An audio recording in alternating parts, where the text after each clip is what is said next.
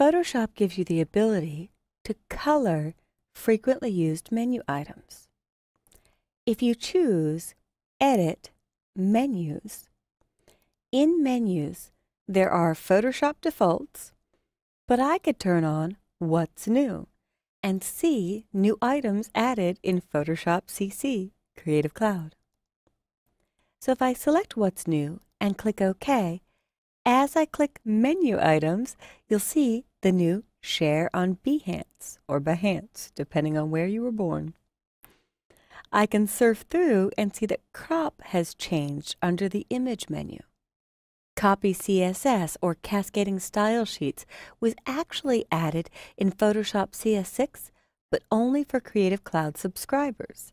So if you bought Photoshop as a box product, you didn't see this until now, until Photoshop Creative Cloud. There's added feature. But let's take a look at customizing the menus just for you. To quote my mother, on some days I can't seem to find the exact thing I'm looking for, and if it was right in front of me, she'd say, if it were a snake, it would have bit you. So we're going to choose Edit, Menus, and I'll go back to the Photoshop defaults, and I'll make a new set based on the Photoshop defaults. So I will call this Kelly, and don't change the folder where it's saving. It's a .mnu or menu item that is in the proper place on your computer to be available all the time. So after I quit Photoshop today, my menu customization will stay. A few of the menu items that I use all the time that seem to hide from me when I'm looking for them, under File, the first one is Save for Web. So if I choose Save for Web, I can select my own menu color. And let's make that red so it just jumps out at me.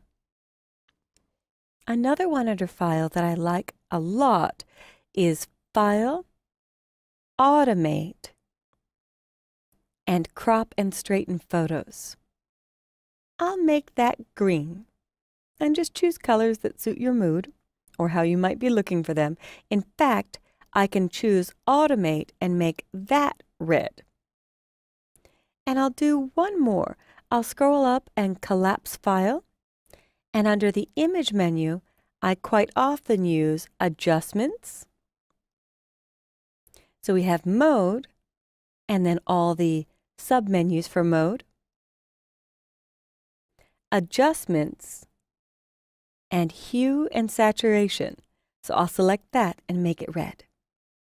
And when I click OK, under File, there's my Save for Web, there's my Automate, that is green, and if I look at Image, Adjustments, I could highlight just Adjustments, but I use it so frequently that menu item doesn't seem to ever escape me or escape my attention, but Hue and Saturation often does. So if you find yourself hunting for items that you've used a lot, but you're having one of those days, feel free to add your own menu color. Now in some environments, under Edit, Menus, the IT department may want to lock down settings that users shouldn't be touching. For example, if I take a look at Filter, and I go down to Sharpen, and they're in the order that they occur in the menu. So I need to get all the way down to Sharpen. I do not like the Sharpen, Sharpen Edges, and Sharpen More. Smart Sharpen is a newer and far better way to get detail out of images, and my most comfortable way is Unsharp Mask. I always say it's unsharp, let's mask it. But I've done some training at large magazines where the operators weren't given a tour of Smart Sharpen, or in the days before Smart Sharpen, weren't told how Unsharp Mask works.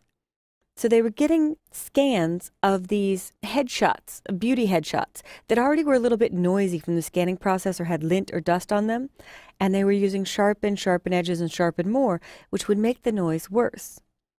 Unsharp Mask and Smart Sharpen have ways to sharpen where it needs it, but ideally we should be cleaning out the noise before we sharpen. So if I'm the IT department and find a user keeps defaulting to these 3 items because they sound good at first glance, but they might be doing more harm than good if they're in an untrained person's hand, I can hide them and possibly lock down your preferences. Now, on your own machine, that's not likely to happen, but in large corporations, there are certain settings that end users may not be allowed to change because the corporation has decided, we use this workflow, we use these tools, and we're going to disable tools you shouldn't be using or we don't want you using.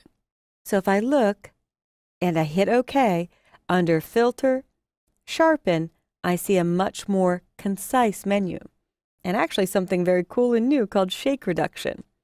But these are the 2 ways I prefer to add detail back to images.